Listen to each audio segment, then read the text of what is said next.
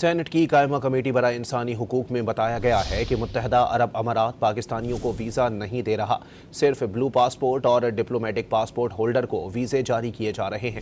دوسری جانب متحدہ عرب امارات کے سفارت خانے نے پاکستانی شہریوں کے ویزوں پر عائد مبینہ پابندیوں کی خبروں کی تردید کر دی۔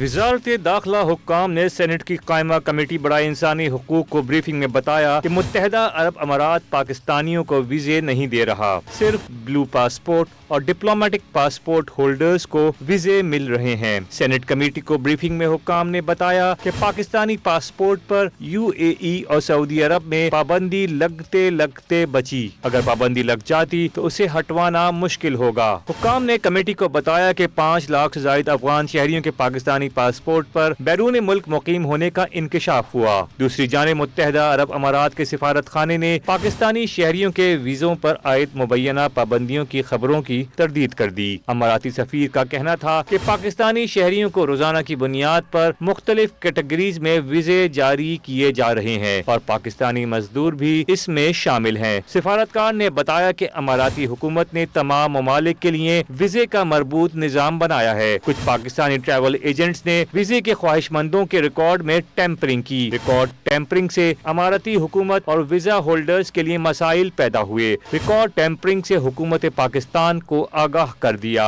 شفافیت برقرار رکھنے کے لیے بائیو میٹرک نظام متعارف کرایا گیا۔ UAE میں 22,70,000 پاکستانی موجود ہیں۔ معمولی جرائم میں ملوث پاکستانیوں کو ریکارڈ درستگی کا موقع دیا گیا۔